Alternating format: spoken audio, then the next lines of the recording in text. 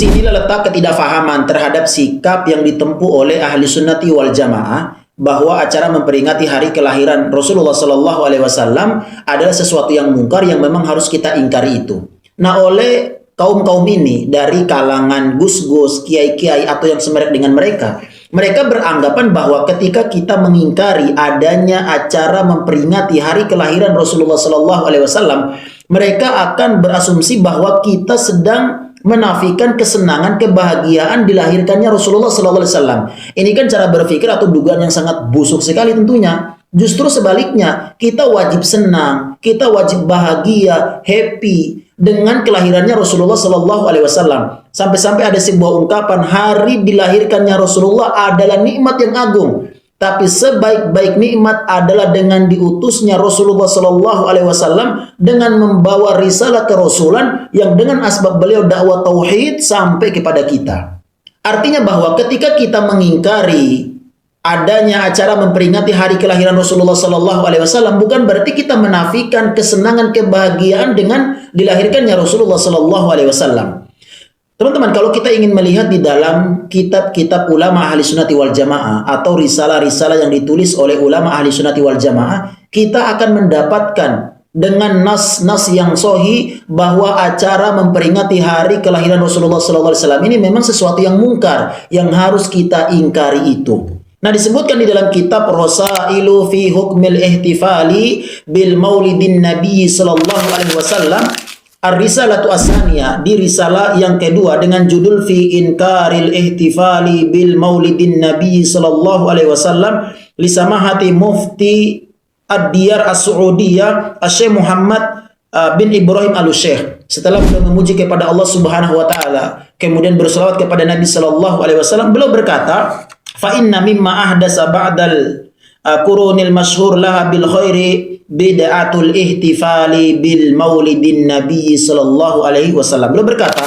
sesungguhnya di antara perkara baru yang dilakukan setelah berabad-abad lamanya adalah bid'ahnya acara memperingati hari kelahiran Rasulullah sallallahu alaihi wasallam. Dan bagi para pelaku bid'ah, mereka akan selalu berargumentasi dengan apa? Laha bil khair. Mereka menganggap bahwa itu adalah sebuah kebaikan. Saya benar-benar teringat sekali dengan ungkapan Ibnu Umar. Beliau berkata, "Kullu bid'atin dolalah wa in ra'ahan nasu hasanah." Semua bid'ah itu sesat, sekalipun para pelaku bid'ah ini menganggap itu baik. Dan kita akan selalu mendapatkan argumentasi-argumentasi basi itu yang keluar dari mulut-mulut para pelaku bid'ah. Mereka akan selalu berargumentasi bahwa kan ini baik, ya akhi. Kan ini baik dari mana? Anda kalau melihat agama ini harus menggunakan kacamata dalil, bukan kacamata yang menurut saya bagus.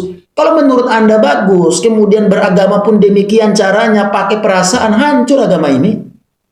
Agama pakai dalil, bukan pakai perasaan, apalagi pakai kacamata yang menurut kita baik.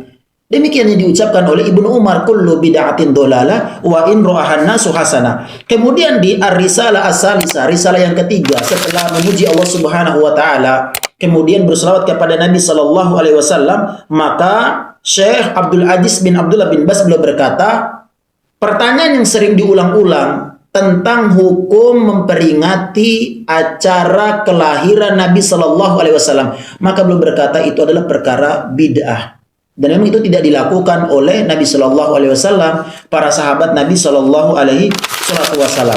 Kemudian lantas bagaimana dengan maroji atau referensi yang disampaikan oleh Gus Baha ini? Nah teman-teman, kita perlu ketahui bersama bahwa referensi atau maroji yang disampaikan oleh Gus Baha ini adalah maroji atau referensi yang ditulis oleh seorang ulama sufi yang bernama Sayyid Muhammad bin Alawi Al-Maliki. Beliau lahir tahun 1944, wafat tahun 2004 di usia 60 tahun. Sayyid Muhammad bin Alawi ini sebenarnya beliau tidak punya satu karya tulis saja. Ada beberapa karya tulis beliau. Ya tentu misalnya dalam bab-bab kecintaan beliau yang beliau perlihatkan kepada Nabi Sallallahu Alaihi Wasallam justru dikomentari, ya dikritisin dan kemudian diislah oleh para ulama. Di antara buku yang beliau tulis, ya dua di antaranya ada kitab Ad-Dakhairul Muhammadiyah. Ya di situ dikomentari oleh para ulama. Mereka mengatakan bahwa tadullu ala jahlihi bitauhid, jahlihi bisunnah, walidzalika radda alaihi ahlul ilmi. Jadi di antara kitab yang ditulis oleh Sayyid Muhammad bin Alawi Al-Maliki ini, yaitu Ad-Dhahairul Muhammadiyah, para ulama mengatakan bahwa di dalam buku tersebut, di dalam kitab tersebut, dia menunjukkan akan kejahilan beliau terhadap tauhid dan kejahilan beliau terhadap sunnah Nabi Shallallahu Alaihi Wasallam, yang kemudian banyak para ahli ilmu yang telah membantah kekeliruan-kekeliruan itu. Kemudian di antara karya tulis beliau adalah Maroji yang disampaikan oleh Gus Baha ini. Nah, berkenaan dengan pendapat yang dikemukakan oleh Said Muhammad bin Alawi, ini pun sama dikomentari atau dikritis oleh para ulama. Nah, disebutkan di kitab yang sama, yaitu Rosail fi Hukmil Ihtifali bil Maulidin Nabi Sallallahu Alaihi Wasallam, di Risalah Ar-Rabi'ah dengan judul Ar-Raddul Qawiyyu 'ala Rifai wal Majhul wa Bani Alawi wa Bayani Akhta'ihim fil Maulidin Nabi Sallallahu Alaihi Wasallam, dengan judul bantahan kuat terhadap Ar-Rifai dan juga Ibnu Alawi serta bahasan tentang kekeliruan keduanya. Nah, di situ disebutkan bahwa Ar-Rifai dan Ibnu Alawi ini ternyata mereka punya satu pemahaman bahwa acara memperingati hari kelahiran Nabi Sallallahu Alaihi Wasallam mereka beranggapan bid'atun hasanatun. Mereka beranggapan itu adalah sesuatu bidah yang baik. Maka dijawab oleh Syekh Hamud bin Tuwaijiri. Beliau berkata bahwa sunnah itu adalah apa yang disunahkan oleh Nabi Shallallahu Alaihi Wasallam. Kemudian apa yang disunahkan juga oleh salah satu dari 4 khulafa ar-rasyidin, yang dimana mereka mendapatkan petunjuk dari Allah Subhanahu Wa Taala. Ada Abu Bakar, ada Umar, ada Utsman, ada Ali. Di sini kan jelas memberikan keterangan dan pemaparan kepada kita bahwa orang-orang semacam ini mereka akan mentok pada argumentasi pendalilan kepada ulama-ulama sufi. Satu di antaranya tadi mereka berporos kepada maroji atau referensi yang ditulis oleh Said Muhammad bin Alawi, dan beliau sendiri, tulisan-tulisan beliau, karya-karya beliau itu dikomentari. Ya, satu di antaranya tentang masalah Maulid Nabi Shallallahu Alaihi Wasallam atau tentang acara memperingati hari kelahiran Nabi Shallallahu Alaihi Wasallam. Maka di sini kita tentunya dituntut dalam menyampaikan ilmu intisyar, menyampaikan ilmu kepada umat ini penuh dengan kejujuran. Dalam menyampaikan ilmu ini harus dibangun dari pondasi akidah, pondasi agama yang kuat. Demikian. Saya menerangkan bahwa orang itu harus senang. Kata Sayyid Muhammad Shallallahu Alaihi Wasallam, "Faman angkarol maulida." Faqila lahu, misalnya, lima tafrahu bi maulidin nabi, apa bisa menjawab? Misalnya kita punya anak, saya beri contoh, punya anak keriting, wireng, gendut, raine kok bapake lah kira-kira gitu. Iku wae diakekoi seneng kelahiran anak, padahal prospeknya enggak jelas. Sok ben nakal ta ora kok bapake ora jelas, iku seneng. Lho iki lahirnya nabi diseneng-senengno kok dieskali. Artinya maulidu hadzal nabi ini jelas al-maktub membawa sa'adatut daren, pasti membawa sa'adatut daren. Loh, wong seneng kok disoal, itu pakai logika apa? Anak kita yang lahir gak jelas masa depannya aja kita seneng. Kira-kira ngoten lah logika maulid. Sebab itu redaksi seneng itu ekstrim tentang beberapa teks, sehingga diredaksikan fatrobu ya halal masani. Toroban itu seneng yang agak kaul, agak berlebihan.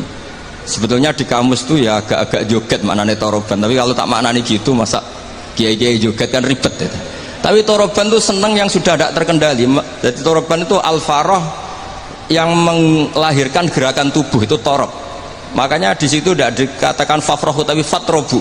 Jadi seneng yang sampai melahirkan gerakan tubuh. Ya halal mathani. Terus fahazarul yumni gharrat, mongkau tai peparing sing serba barokah. Yumnun ini maknanya kanan. Orang Arab dalam balaghatul Arab, kanan itu simbol kebenaran, simbol keberkahan. Sehingga ketika kebenaran disebut ashabul yamin, ketika salah disebut ashabus shimal. Jadi itu ibarat yang luar biasa. Fahazarul yumni, apa yang dilakukan Nabi itu semuanya berkah. Termasuk ketika Nabi milih amal yang mafdul, yang tidak afdol. Misalnya semua orang itu tawaf itu musyatan, semuanya berjalan. Teorinya al-ajru bi qadri ta'ab. Tapi Nabi itu enggak. Nabi justru tawaf rakiban. Nabi tawaf itu secara berkendara. Dan itu menjadi berkah bagi kita. Karena yang tawaf pakai kursi roda karena uzur itu menjadi punya referensi, karena Nabi tawaf rakiban. Andai kan Nabi saat itu ikut masyian, maka kita bingung cari referensi bagaimana ketika kita tawaf harus berkendara. Sehingga Nabi pilihannya mafdul saja menjadi fadil, fadil menjadi afdal, semuanya berkah. Saya ulang lagi, Nabi jadi Nabi itu 23 tahun. Itu yang menyokong beliau jadi Nabi itu orang Nasrani dan orang Yahudi, karena itu satu-satunya perangkat yang harus dipakai. NU belum ada, sama nggak usah GR bela Nabi, NU pas itu belum ada. Maulid Nabi itu yang kangelan tuh Abu Lahab, bukan pengurus NU. Sampai sekarang dalil maulid itu masih pakai Abu Lahab. Jadi ini ya, NU itu termasuk organisasi yang luar biasa. Abu Lahab itu jadi dalil. Jadi Abu Lahab dengar kalau iparnya, Abu Lahab itu iparnya Aminah, iparnya Sayyidah siapa? Dengar Aminah lahir nggak punya suami, saking senengnya tanggalemnya beliau namanya Suwaibah itu dimerdekakan. Ya setidaknya untuk hari Senin tak sebut beliau lah, karena pas soleh. Nanti Selasa Rabu sudah ada. Itu dimerdekakan. Saya yang kiai kecil saja nggak bayangkan kalau pagi-pagi tidak punya anak dalam, yang bikin kopi siapa, yang mencucikan siapa, yang nyapu rumah siapa. Tapi Abu Lahab saking senengnya punya ponakan itu dikasihkan, sudah Suwaibah kamu pakai saja, sudah biar melayani kamu, ngurusin kamu. Jadi saya bayangkan hari itu Abu Lahab itu mungkin bikin kopi sendiri, nyapu sendiri demi. Nah itu sama Allah dikenang sehingga yukhaffafu anhul adzabu yaumal isnan, itu masyhur.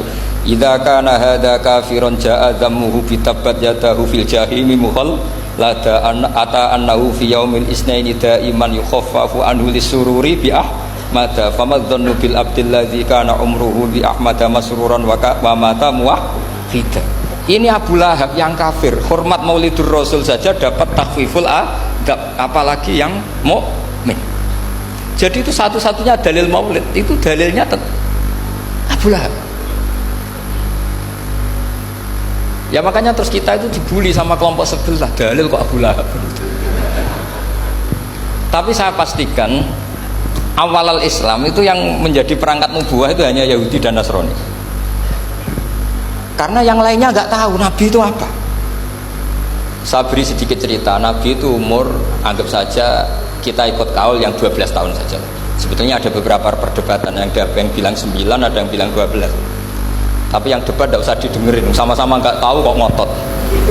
Kadang orang debat ya lucu, sama-sama nggak tahu kok ngotot. Anggap saja 12. Nabi datang ke Syam. Syam itu ya sekitar Syria, Lebanon, Palestina, itu Syam. Itu pertama yang tahu kalau beliau Nabi itu ya rohib. Rohib itu terjemahnya ya pendeta. Rohib, Bukhairah nemuin Abu Thalib, itu siapa? Ini anak saya. Terus ditanya lagi, ini siapa? Ini anak saya. Sampai 3 kali. Terus sampai Abu Thalib itu agak tersinggung. Memangnya masalahnya apa kalau dia anak saya? Terus Ibu Bukhairah bilang gini, semua alamat Nabi pada anak ini itu ada semua, kecuali kecelakaannya satu, anak kamu. Loh, memangnya masalahnya apa? Karena alamatnya Nabi di Taurat dan Injil itu yatim, sementara ini punya bapak kamu, ini masalah. Jadi dilihat macanya sudah memenuhi kriteria, semua memenuhi kriteria kecuali satu, karena punya bapak Abu. Akhirnya Abu Thalib ngaku, ndak, ini ndak anak saya, ponakan saya. Akhirnya diketahui kalau ini benar-benar calon Nabi. Pertama yang tahu siapa? Pendeta. Karena yang punya khazanah kitab samawi itu ya para orang Nasrani dan Yahudi. Sehingga Al-Quran meskipun pada akhirnya ngeritik Yahudi Nasrani itu, tapi nggak bicarakan Yahudi dan Nasrani, karena satu-satunya yang masih punya kitab samawi itu Yahudi dan Nasrani, meskipun sebagiannya sudah dirubah-rubah. Bid'ah ngeten sama anak terang loh. Bukan karena saya orang pesantren, boten. Saya itu lebih hafal banyak hadis dibanding sing sidik-sidik nuduh bid'ah. Bid'ah itu begini loh. Bid'ah itu yang mesti dolal, yang mesti sesat. Itu mas tadomat syariah, yang berhadap-hadapan dengan apa? Syariat.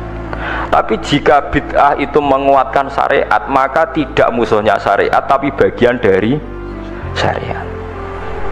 Jadi bid'ah yang dolal itu yang istodam itu berhadap-hadapan. Nak terima gesekan utawa saling bersinergi utawa saling menolong itu tidak bid'ah. Dalilnya gampang begini, ini hadis sahih. Kula boten bela NU, ora bela Muhammadiyah, ora bela siapa-siapa. Ini cerita ilmu mawon, cerita ilmu. Tidak ada yang saya bela. Ini hadis sahih. ada sahabat setelah i'tidal. Nggih setelah napa? I'tidal. Sampeyan nek i'tidal ngafatno napa? Misalnya Rabbana walakal hamdu terus milu samawati wa mil ardi. Itu yang konsensus, yang normal. Tapi ada sahabat bacanya ada begitu, banter pisan. Rungokno tenan nggih. Alhamdulillahi hamdan katsiran thayyiban mubarakan fi. Setelah sholat selesai Nabi itu aqbala biwajhi, Nabi balik kanan terus tanya, ayyukum yaqulu hadil kalimah, siapa tadi yang ngelafatkan kalimat itu? Itu sahabat diam semua karena sadar ini kalimat kalimat masalah, ini enggak ajarannya Nabi, kalimat kreatif. Wah, enggak, diam semua sahabat. Takut sekali, terutama yang melafatkan takut sekali. Terus Nabi akhirnya dawuh, enggak kok, tidak ada masalah. Saya tadi itu kaget saja, ada 12 malaikat yang rebutan kesusu nyatet di sing paling dhisik nyatet. Mergo begitu indahnya kalimat itu. Wah, akhirnya sahabat anada ya Rasulullah.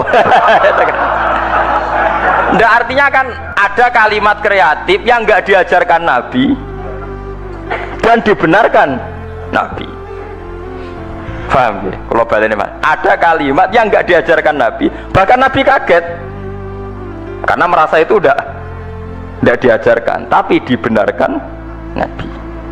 Mulane kula yakin umpama Rasulullah pirsa kula ngaji terus sampean do gawa kitab, gawa pulpen ya seneng mawon. Ora iso dibid'ahno. Nabi ora iso nulis berarti gawa pulpen bid'ah. Apa meneh gawa Samsung malah ora tahu. Mosok Nabi Androidan kan ora ngerti. Aneh-aneh. Terus kedua riwayat ini juga di hadis sahih. Ada sahabat entah saking gimana ndak tahu saya. Pokoknya mati urip nak ngimami kulhu, rokaat ula ya kulhu, rokaat saniyah ya kulhu. Sampai syariah satu kontingen yang dipimpin sahabat itu bosen, mereka tiap sholat itu kulhu berhari-hari, padahal dia itu imam masjid Kuba. Akhirnya sahabat-sahabat yang ngerok Quran itu komplain, ya Rasulullah, ini orang itu setiap sholat kok baca nopo kulhu. Itu gimana ya Rasulullah? Coba dia tanya, dihadirkan ke Rasulullah, kenapa kamu kalau sholat kok selalu pakai kulhu? Jawab pemuda tadi, li'anha sifatur rahman, karena dalam kulhu itu hanya ada sifatnya Allah, tidak ada kepentingan kulo, kepentingan sinten-sinten. Li'anha sifatullah fa uhibbu an aqra'ahu, makanya saya senang membaca kulhu. Terus kata Nabi, akhbirhu fa innallaha yuhibbu, kasih tahu dia Allah itu mencintai dia. Itu kan bagus sekali, itu gak usah tabarok kulhu. Nggak, artinya itu kan tidak diajarkan Nabi kan, selalu kulhu itu tidak ajarannya.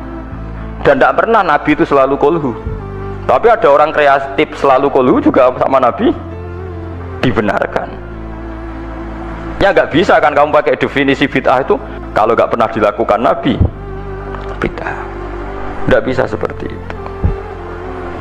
Apalagi kalau kamu ngaji usul fikih, malah ketoro nak sing sidik-sidik nuduh bid'ah itu malah salah. Nabi mewajibkan zakat neng tamer. Mau kamus paling goblok maknane tamrin niku kurma.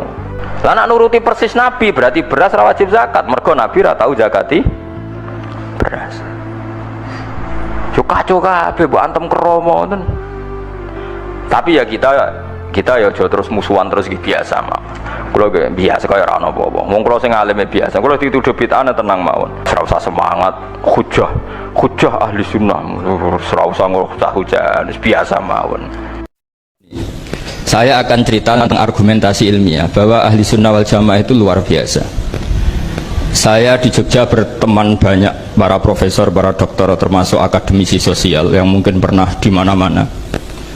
Pernah tanya saya begini, Pak Bahak, kenapa Anda baca kitabnya referensinya luas kok tetap NU katanya.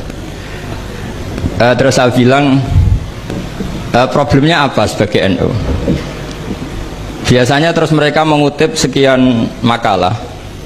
Kebetulan makalah itu provokatif dan siapapun yang baca makalah itu pasti menjadi NU, tak jamin ya. Kalau di Jogja misalnya di satu penerbitan, saya termasuk di dalamnya, itu pernah diperbandingkan kitabnya Said Muhammad Mafahim Yajibu Antusohah dengan kitabnya Bin Bas, judulnya Hadihi Mafahimuna. Biasanya kitab-kitab terjemahan Wahabi itu memang cukup provokatif dan dengan narasi yang memang siapapun yang nggak pernah mondok pasti tertarik. Misalnya begini, cerita bid'ah misalnya. Iyakum wa muhdatsatil umur fa inna kulla bid'atin dhalalah wa kulla dhalalatin finnar misalnya gitu. Wa kulla muhdatsatin bid'ah wa kulla bid'atin dhalalah wa kulla dhalalatin finnar. Ada yang baca wa kullu bid'atin dhalalah wa kullu dhalalatin finnar. Terus beliau meneruskannya begini, kata bin Bas, hadza huwa Rasulullah hakama bi annal bid'ah kullaha dhalalah. Terus diteruskan wajar asy-Syafi'i faqasama ila hasanatin wa dhalalatin wa sayiatin. Jadi dengan narasi seperti itu tuh orang itu tahu bahwa Syafi'i itu kurang ajar tenan gitu kira-kira gitu. Jadi dia ini Rasulullah yang mengatakan semua bid'ah ini dolalah, tapi Syafi'i lancang dengan membagi ada dolalah, ada sayyah, ada hasanah, ada sayyah. Ini aneh katanya. Wong Rasulullah yang Nabi saja bilang satu, semuanya dolalah kok dia bilang dua. Diredaksikan Jaro'ah, kira-kira makna sedannya yang lama atau berani. Sehingga orang mesti tanya, kenapa sih tidak ikut Rasulullah saja? Tapi ini satu ilmu, setidaknya ilmu perdebatan, bukan ilmu hakiki, karena kita tidak tahu yang diridhani Allah yang mana. Tapi kemudian Sayyid Muhammad dalam kitab Abwaabul Faros, juga dalam kitab-kitab beliau menyanggah itu dengan mengatakan jika makna bid'ah adalah yang nggak pernah dilakukan Rasulullah, itu salah besar. Beliau cerita sekian hal, termasuk yang diceritakan adalah ada seorang sahabat ketika sholat dengan Rasulullah tidak pakai doa mainstream, yaitu ketika itidal sahabat tadi bilang alhamdulillah hamdan katsiran thayyiban mubarakan fi. Setelah itu setelah Nabi habis sholat tanya ayyukumul qail, siapa tadi yang melafatkan itu? Semua sahabat diam karena takut disalahkan. Tapi apa yang dikatakan Nabi? Tidak, saya tidak akan menyalahkan. Saya tadi melihat isna asyara malakan, saya tadi melihat 12 malaikat yabtadirunaha ayyuhum yaktubu awwalu, kata. Semuanya itu bergegas siapa yang nulis awal. Terus kata sahabat tadi ha anadha ya Rasulullah. Padahal ini satu kalimat yang bahkan Rasulullah tidak mengajarkan, dan Rasulullah bahkan iskal kenapa ada kalimat itu, tapi toh dibenarkan oleh Allah dan Rasul. Cerita Sayyid Muhammad kedua adalah ada sahabat setiap ngimam itu